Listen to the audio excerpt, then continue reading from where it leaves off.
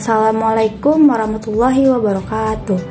Halo semuanya, pada kesempatan kali ini saya dan kelompok ingin menyampaikan materi mewaspadai ancaman terhadap kependudukan negara Kesatuan Republik Indonesia dengan anggota Al-Fatih Ramadan, Muhammad Kemal Hasan, Nabila Kartika Dewi, Syabirina Wahyuliani, dan guru pengampu kami adalah Bapak Yohanes Edi, SPD, MPD.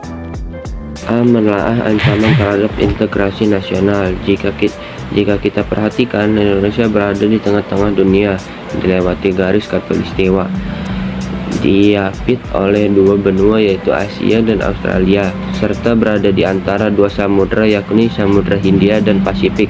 Posisi silang negara Indonesia tidak hanya meliputi aspek kewilayahan saja, melainkan meliputi pula aspek-aspek kehidupan sosial, antara lain sebagai berikut. 1. Penduduk Indonesia berada di antara daerah berpenduduk padat di belahan utara dan daerah berpenduduk jarang di belahan selatan. 2. Ideologi Indonesia terletak antara komunisme dan liberalisme. 3. Demokrasi Pancasila berada di antara demokrasi rakyat di utara, Asia daratan bagian utara, dan demokrasi liberal di selatan. 4. Ekonomi Indonesia berada di antara sistem ekonomi sosial di utara dan sistem ekonomi kapitalis di selatan. 5. Masyarakat Indonesia berada di antara masyarakat sosialis di utara dan masyarakat individualis di selatan.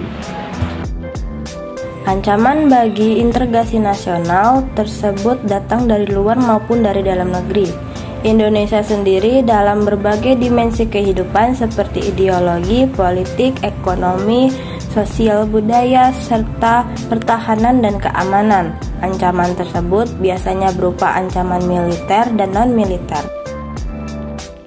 Ancaman di bidang ideologi. Bangsa Indonesia belum sepenuhnya terbebas dari pengaruh paham lainnya. Misalnya, pengaruh liberalisme. Saat ini, kehidupan bangsa Indonesia cenderung mengarah pada kehidupan liberal yang menekankan pada aspek kebebasan individual. Globalisasi ternyata mampu meyakinkan masyarakat Indonesia bahwa liberalisme dapat membawa manusia ke arah kemajuan dan kemakmuran. Tidak jarang, hal mempengaruhi, akan tetapi pada umumnya pengaruh yang diambil justru bernilai negatif, misalnya gaya hidup yang diliputi kemewahan, pergaulan bebas, dan sebagainya. Contoh ancaman di bidang ideologi misalnya adalah paham lainnya yang kurang hingga berlawanan dengan ideologi bangsa seperti paham komunisme.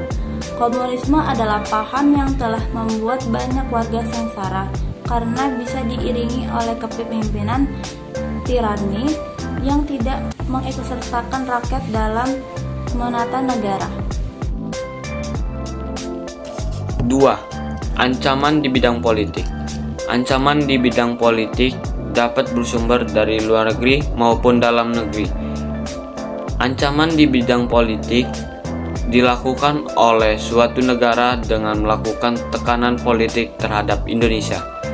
Intimidasi, provokasi atau blokade politik merupakan bentuk ancaman non-militer berdimensi politik yang seringkali digunakan oleh pihak lain untuk menekan negara lain.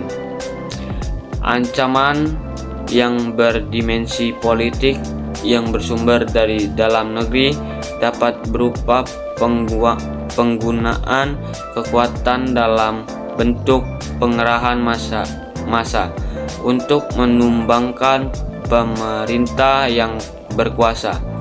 Bentuk lain yang digunakan dalam menggalang kekuatan politik untuk melemahkan kekuasaan pemerintah. Selain itu, ancaman seperti merupakan bentuk lain dari ancaman politik yang timbul dari dalam negeri. Contoh ancaman di bidang politik dapat dilakukan oleh negara lain dengan melakukan tekanan politik terhadap Indonesia seperti intimidasi, provokasi, atau blokade politik merupakan bentuk ancaman non-militer berdimensi politik yang seringkali digunakan oleh pihak-pihak lain untuk menekan negara lain. Ancaman di bidang politik lainnya meliputi 1. Penggunaan kekuatan dalam bentuk pengerahan massa untuk menumbangkan pemerintah yang berkuasa. 2. Menggalang kekuatan politik untuk melemahkan kekuasaan pemerintah. 3. Ancaman separatisme atau pemecah belahan negara dalam bentuk ancaman politik yang dapat menempuh pola perjuangan politik tanpa senjata dan perjuangan bersenjata.